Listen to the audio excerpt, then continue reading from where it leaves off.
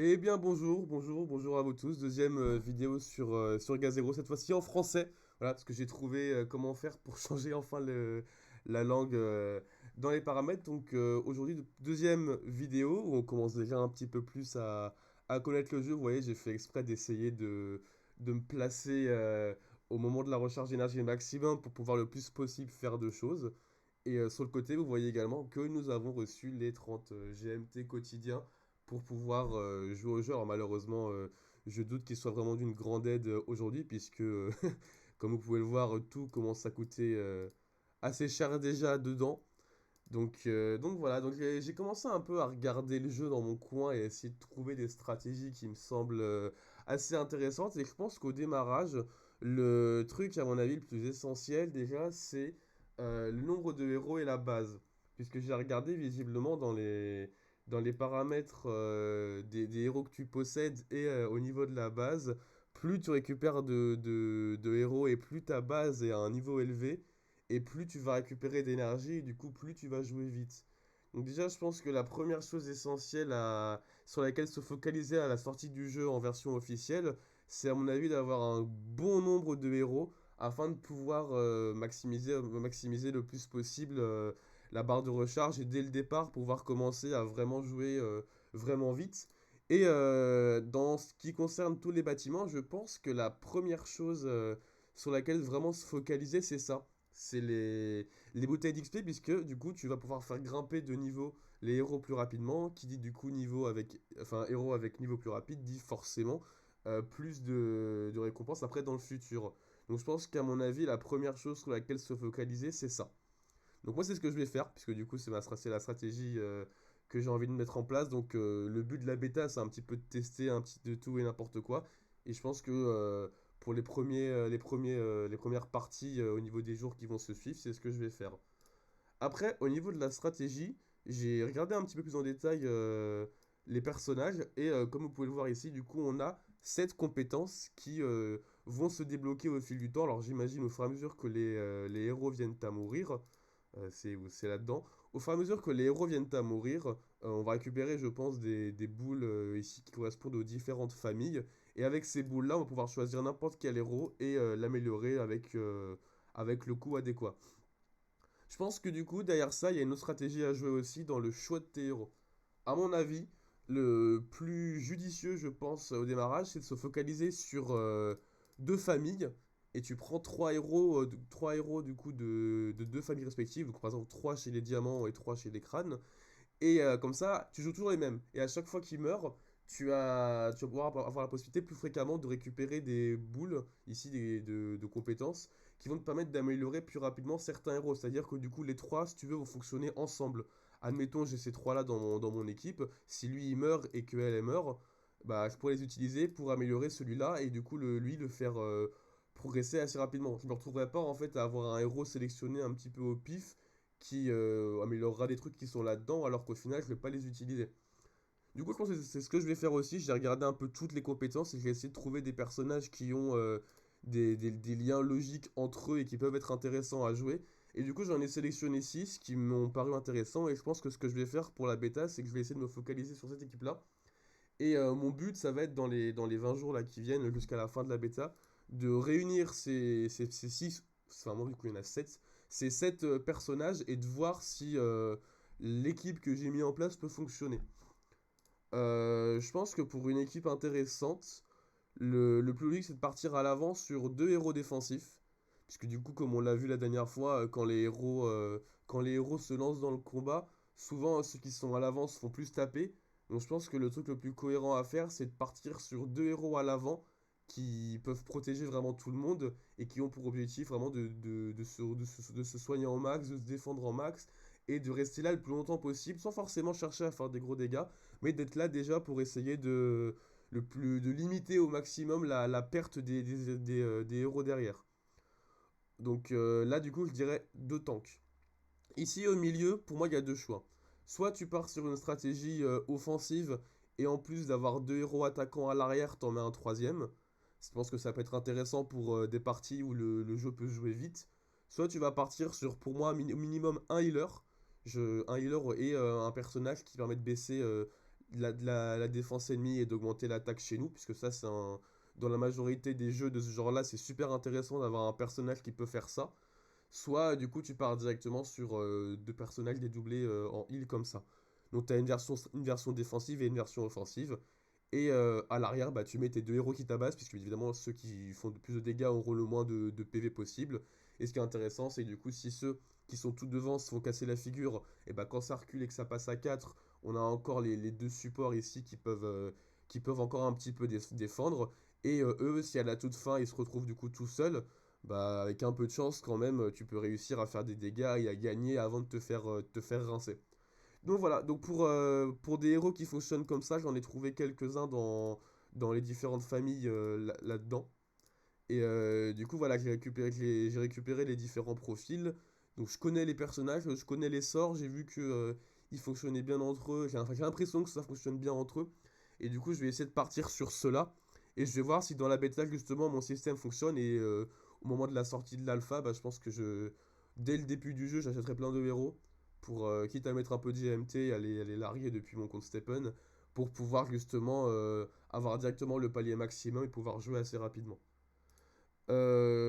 Concernant du coup les vidéos, je pense malheureusement que c'est pas le genre de jeu sur lequel tu peux vraiment passer des heures, des heures, des heures et des heures.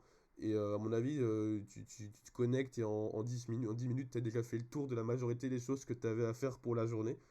Donc moi, ce que je vais faire, à mon avis, c'est je pense que je ferai comme des espèces de petits rapports journaliers. Je vais essayer de me connecter tous les jours à peu près au même horaire pour être au maximum au niveau des énergies. Et je pense que je posterai des vidéos de 5-10 minutes à chaque fois où on me voit en train de faire ce que je pense et d'essayer de progresser dans la stratégie qui m'intéresse. J'ai eu ma réponse concernant la reproduction. En fait, je me suis rendu compte que les héros principaux qu'on nous a donnés au début, les 4 premiers, en fait, ils meurent au bout de 2 jours et ils sont pas sélectionnables dans la liste des personnages qui peuvent se reproduire. Là, du coup, on a les deux mecs, et en fait, de l'autre côté, on a la nana, et ça correspond aux 3 personnages qu'on nous a filés dès le départ, qui, eux, ont une barre de vie plus ou moins officielle et ne mourront pas au bout de 2 jours. Par contre, comme on peut voir, le temps avant reproduction est quand même assez gros. D'ailleurs, chose aussi intéressante au passage, j'ai fait exprès dans mon équipe, dans l'équipe que j'ai sélectionnée, de prendre des garçons et des filles. Comme ça, je pourrais les faire se reproduire entre eux. Et en termes de statistiques, j'ai plus de chances de retomber sur un héros qui est dans la stratégie de jeu que j'utilise. Encore une fois, voilà, je pense que ça m'a l'air d'être le plus optimisé de fonctionner comme ça. Pour ce qui est des maintenant, dans l'absolu, je pense que le plus intéressant pour moi, pour démarrer, c'est de maximiser un de mes 3 héros qui meurt au bout de 20 jours et pas d'abandonner, mais de considérer que ceux-là, en fait, ils sont jetables, puisque vous voyez, dans 20 heures, ils meurent. Donc, je pense que le plus intéressant, si jamais on perd les niveaux d'expérience accumulés de ces personnages-là, je pense que le plus intéressant, à mon avis, c'est de partir dès le départ sur l'amélioration au max d'un des 3 héros que j'ai. Donc soit partir sur lui, soit partir sur lui, soit partir sur lui. Quand je regarde, je pense que celui-là m'a l'air intéressant parce qu'il augmente la vitesse. Voilà, vitesse aussi. Ici, le fait de tenir une arme, ça augmente le pourcentage d'attributs de l'arme. Alors c'est marrant parce que du coup celui-là c'est l'un des seuls, j'ai l'impression, où l'arme n'est pas précisée. Donc peut-être que c'est une faute de traduction et que du coup c'est un truc précis. Mais visiblement, en tout cas, là-dedans, l'arme en question possédée, enfin, quel que soit le type d'arme, ça augmente. Là, du coup, on a la rage de la cible qui réduit. Là, on a une corrélation avec le crabe. Là, on a la défense de la cible qui augmente. Et là, on a la vitesse sur 2 alliés aléatoires. Je pense que ce personnage, il peut être sympa. Surtout que moi, ce qui m'intéresse, c'est ce qui en fait, fait partie de cette famille-là. Et ça, justement, c'est la famille que moi j'ai rushé. Mais ce personnage-là ne fait pas partie de ceux que je vais utiliser dans la stratégie à laquelle je pense. Donc je pense que je vais jouer celui-là. Et je me dirais qu'au bout de 20 jours, quand il crèvera, bah, du coup, j'aurai déjà la possibilité de récupérer les diamants pour améliorer les autres persos. Donc lui, je vais le jouer. Et ce que je vais faire, c'est que je vais le grimper, à mon avis, du coup, avec le plus de niveau possible aujourd'hui. Et je vais lui mettre une arme. Et je pense que je vais utiliser les 30 GMT pour utiliser de quoi récupérer une arme. Et je pense que je vais le mettre en attaque, puisqu'il me faut un personnage qui peut un peu attaquer. Puisqu'il est rapide, il va jouer régulièrement. Et je pense que ça peut être pas mal. Donc du coup, donc là on en a 30. Donc faut que je vois si dans le marché il n'y a pas une arme, même la première qui peut coûter 30. Là j'en ai 5 au choix. J'ai 4 épées et la hache. Ça c'est. Donc là du coup faut faire attention, je pense aussi aux caractéristiques principales. Alors, dans les armes, les deux ici elles changent pas. C'est toujours la même. C'est-à-dire que là par exemple j'en ai 4. Vous allez voir, ça va toujours être attaque et combo. Attaque combo, attaque combo, attaque combo, attaque combo. Et quand on regarde en bas, à l'inverse, les statistiques, elles varient. Celle-là m'a l'air bien, parce que du coup, attaquer combo, c'est dans le même type enfin, dans le même rôle à jouer, c'est-à-dire que c'est pas attaque puis défense, là c'est attaque et combo, donc les choses ont un lien entre elles. Et le fait d'avoir ça ici, ça me donne l'impression que l'épée est assez bien construite. Et quand je regarde, ouais, 7,92, 8, 8,21, 7,4, je pense que celle-là est la plus intéressante. Donc je pense que c'est celle-là que je vais prendre. Pourquoi est-ce qu'il me dit que je suis à zéro? Il me dit que je suis à zéro. Ouais, ouais, ça j'ai compris. On va regarder, attendez, ok. Bah ouais.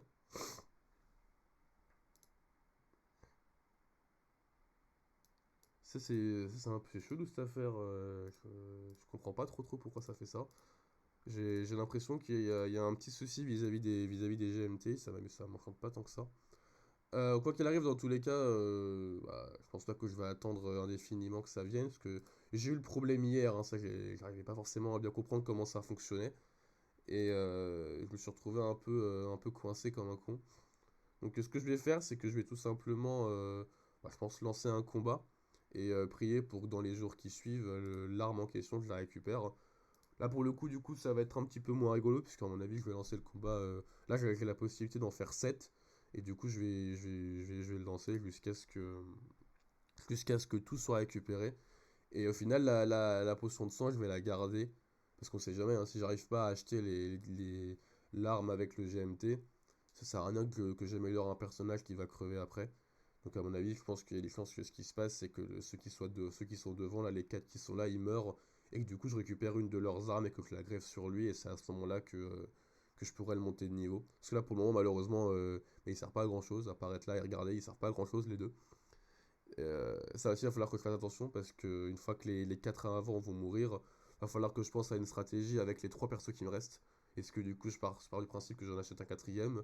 Est-ce que je peux avoir le temps de faire du breed? Je pense que le breed peut être une bonne idée, puisque de ce que j'ai visiblement vu, enfin, je pense que si les héros coûtent 30 GMT, je pense que le breed coûte moins cher.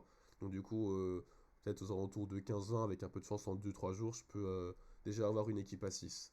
Ce qui va vraiment être galère dans cette affaire, c'est qu'il va falloir récupérer les différentes armes. Parce que du coup, comme j'ai fait une connerie la dernière fois, et que j'ai sacrifié 2 de mes armes sans forcément comprendre qu'il fallait pas que je fasse ça, bah du coup, je me retrouve avoir un peu de retard sur ça.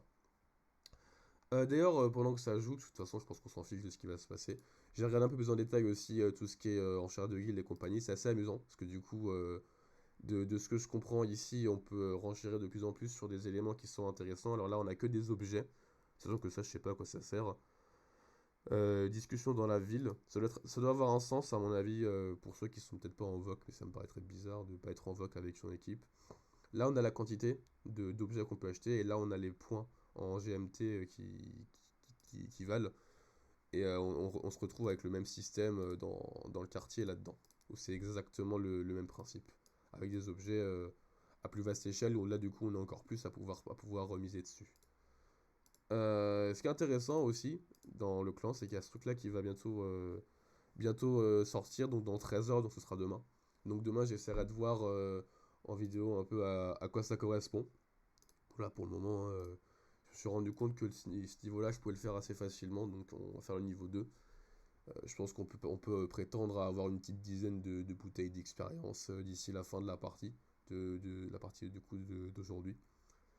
Et pour ce qui est du reste, globalement, ça m'a l'air intéressant, mais je pense que ce sera pour plus tard. Je pense que vraiment, en fait, le truc le plus intéressant sur lequel se focaliser dès le départ, c'est l'usine d'IA, en fait. Puisque du coup, c'est là que tu vas pouvoir grimper les niveaux d'XP, et qui dit plus d'XP pour ton personnage, du coup, bah, dit des niveaux plus compliqués, et du coup, plus de récompenses à chaque fois. Donc je pense vraiment que la stratégie de maximiser l'IA, c'est la plus intéressante, couplée au fait d'acheter des héros dès le départ, et là d'atteindre 60, parce que je crois que le maximum c'est 60 si je dis pas de bêtises.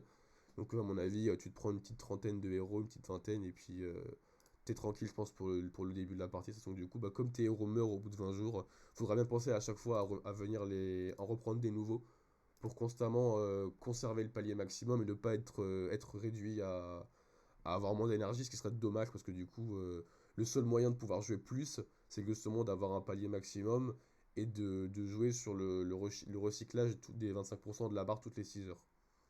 Donc je pense que c'est le plus intéressant et c'est ce que je vais essayer de faire. Et après, une fois que tu commenceras à avoir tes héros qui fonctionnent bien, qui seront maxés, bah là tu pourras commencer un peu à les taper là-dedans.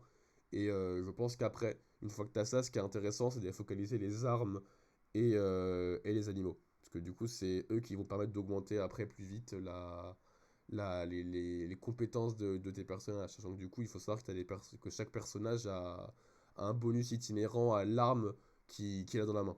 Sachant que les armes elles-mêmes, ça qui est aussi technique dans la stratégie à penser, c'est que tu as certaines armes qui peuvent être jouées que par les personnages qui sont à l'avant, et d'autres armes qui peuvent être jouées que par des personnages qui sont au milieu. Donc ça aussi, il faut y penser dans la stratégie. Donc j'ai passé pas mal de temps à essayer de trouver des corrélations entre 7 héros qui cochaient à la fois toutes les informations dont je vous ai parlé au début de position et de rôle à jouer dans le jeu, et en même temps,